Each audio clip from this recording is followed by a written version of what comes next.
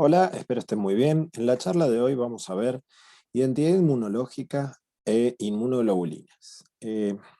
Lo que vamos a apuntar en esta charla será ver algunas cuestiones generales en cuanto a la formación de los linfocitos, ¿sí? Entonces vamos a ver las características que determinan la identidad inmunológica y también eh, dentro de las características que vamos a ver, la ontogenia, los rearreglos de los distintos receptores, la selección positiva y negativa y la exclusión alélica, vamos a ver también o recordar algunas cuestiones relacionadas a las generalidades de las inmunoglobulinas, cuestiones que deben haber visto en los cursos que anteceden a fisiología y biofísica, pero que siempre es bueno recordarlos para tenerlos en cuenta.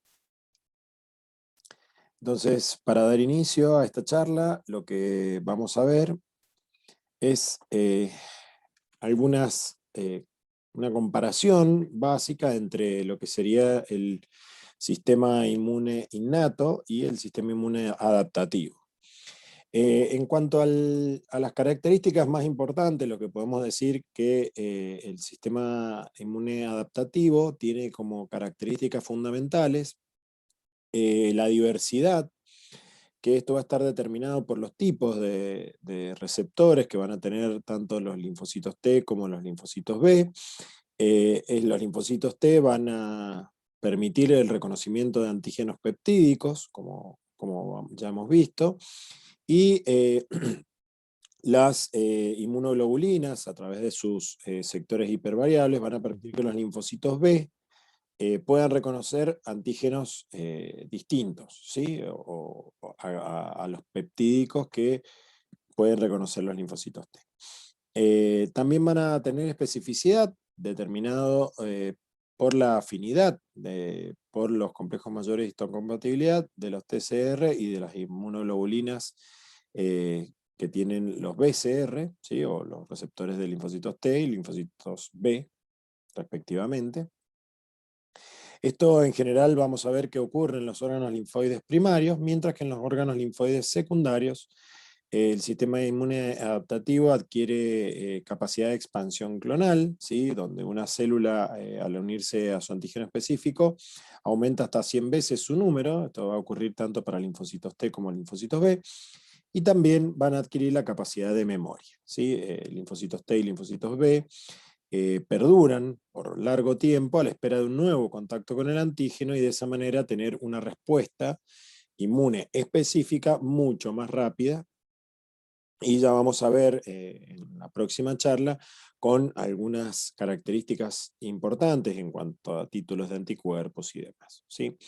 Entonces, bueno, ahí está el gráfico o la tabla, mejor dicho, que compara ambos sistemas, que son cuestiones que ya hemos ido charlando a lo largo del resto de las clases.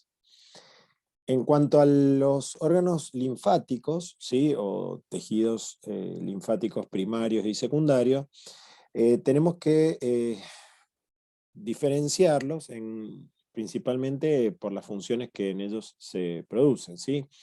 Hay que identificar que en el timo y en la médula ósea van a ser los órganos donde se va a adquirir, tanto para linfocitos T como linfocitos B, la diversidad y especificidad, ¿sí?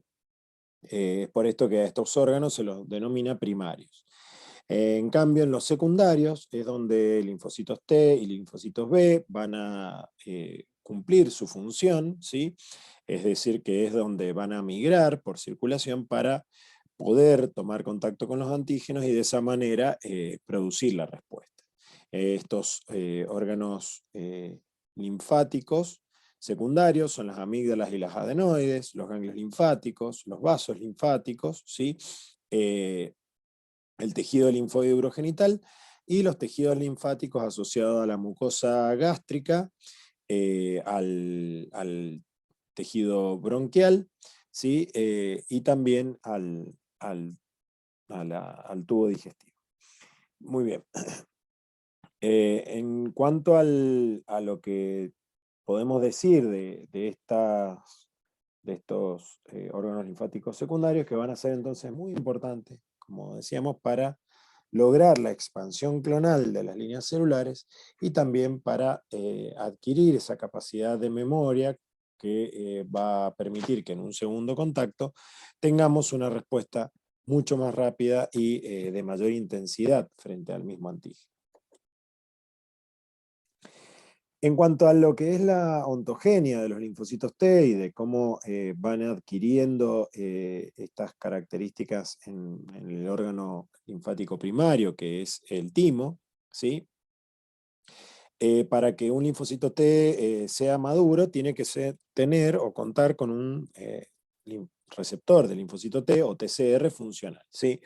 Estos TCR tienen las características de que tienen dos cadenas, alfa y beta, ¿sí? Con un correceptor, que es el CD3, y un CD4 o CD8 para la unión al complejo mayor de histocompatibilidad, como vimos en la clase anterior.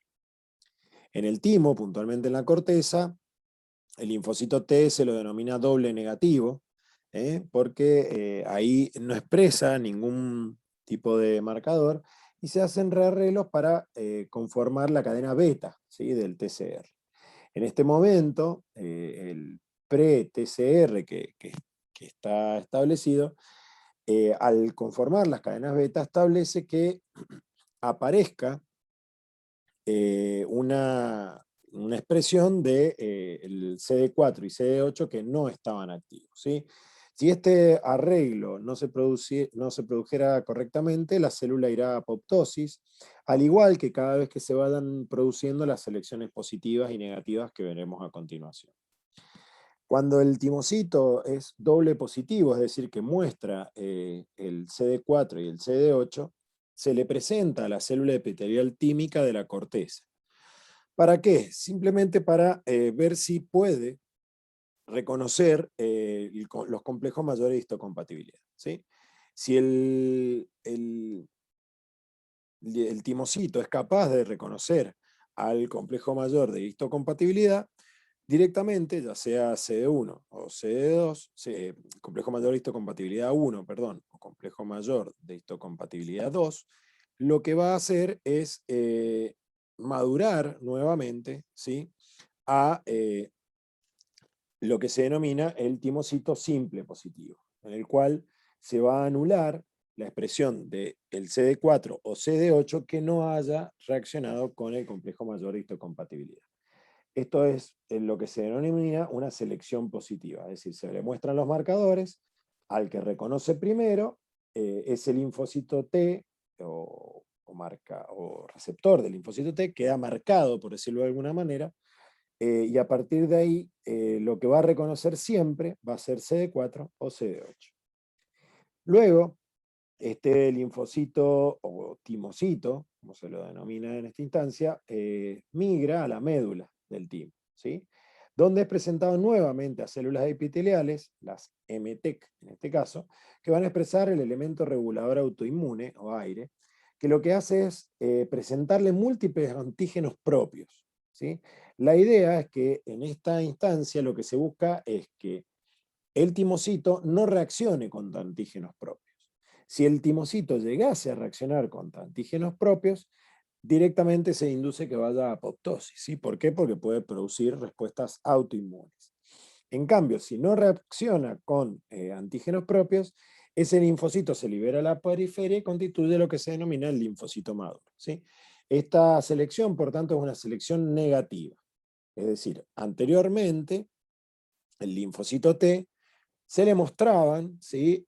Antígenos y se veía cuándo reaccionaban, si con el complejo mayor de histocompatibilidad 1 o el 2, para determinar si va a ser CD4 o CD8. Entonces ahí necesitábamos que reaccione contra alguno de los dos y esta es una selección positiva. Luego de esto, que eso ocurre en la corteza, ocurre la selección en la médula. Que ahí lo que se busca es que ese timocito que ya tiene un marcador, ¿sí? CD4 o CD8, no reaccione contra antígenos propios. Entonces, esta es una selección negativa.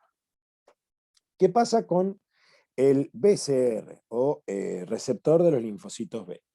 La característica del BCR es que su receptor es una inmunoglobulina, ¿sí? Es un tipo de inmunoglobulina M que se encuentra también relacionado a inmunoglobulina D, ¿eh?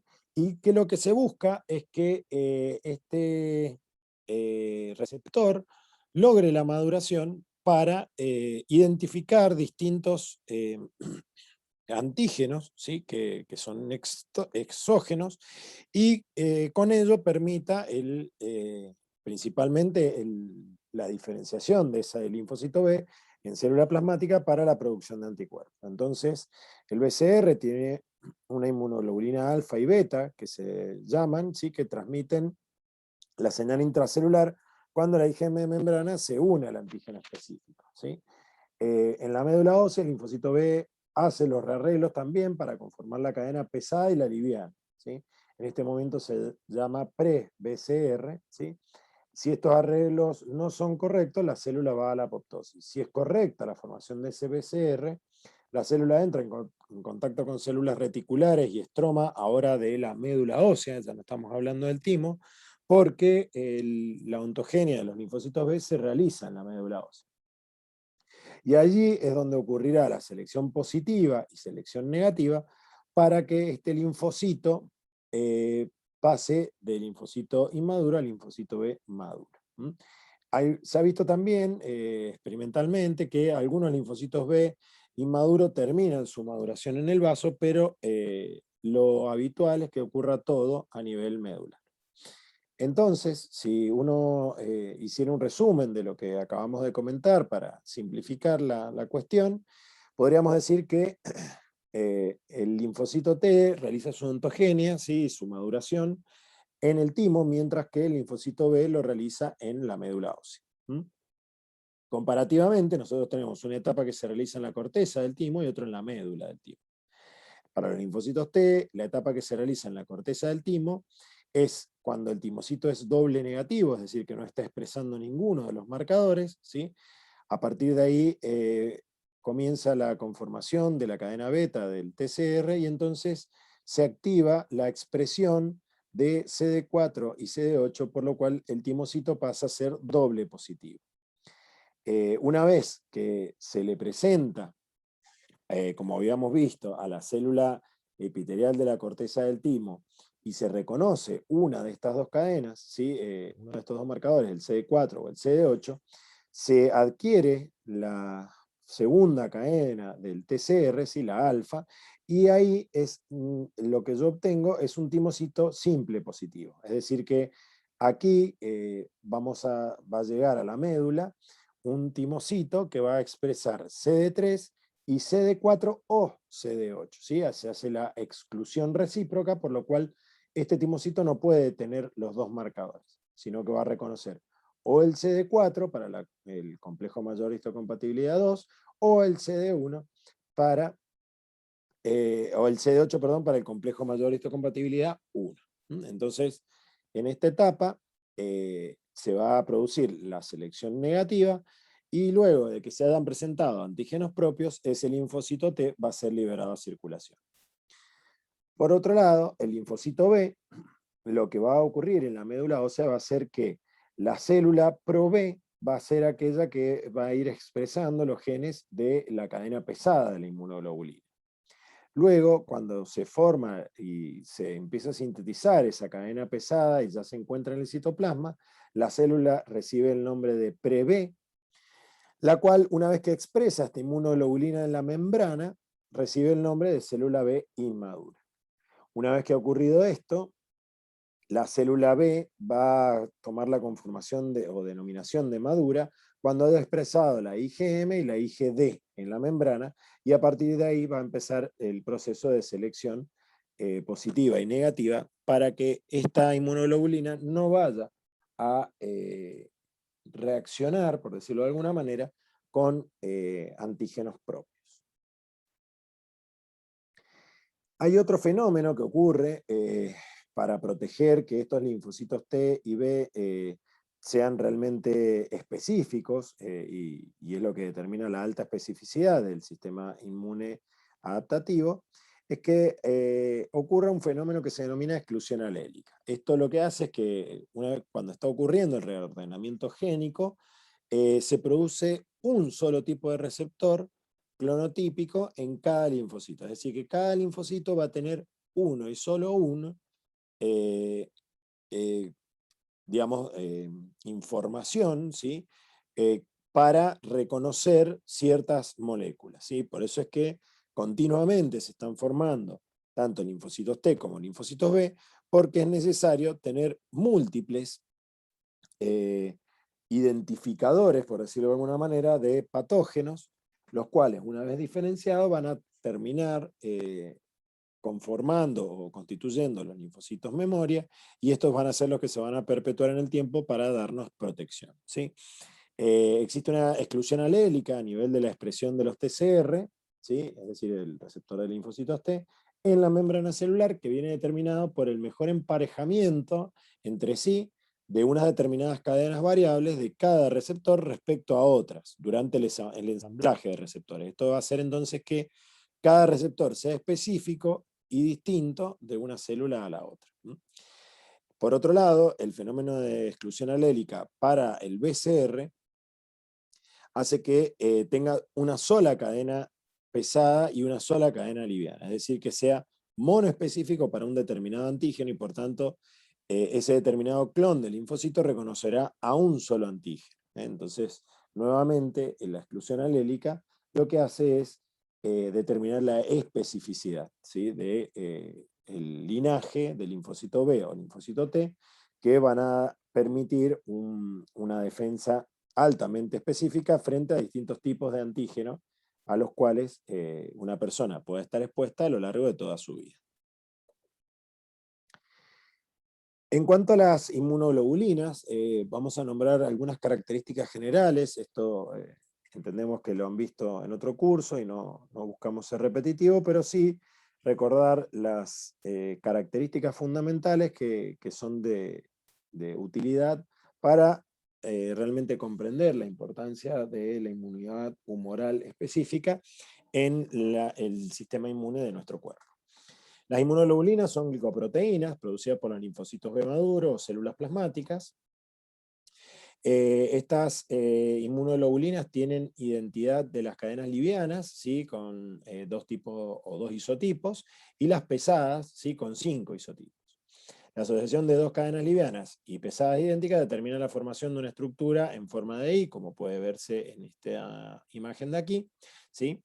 La cadena pesada es el polipéptido que determina la clase y o subclase de cada inmunoglobulina, y estas cadenas se encuentran unidas por puentes disulfuros, como pueden verse aquí. Todas las cadenas livianas tienen una región constante y una variable, y las cadenas pesadas son un poco más heterogéneas y van a determinar ciertas configuraciones de inmunoglobulinas, ¿sí? Vamos a tener 5 clases de inmunoglobulina: la inmunoglobulina G, la inmunoglobulina M, la A, la D y la E.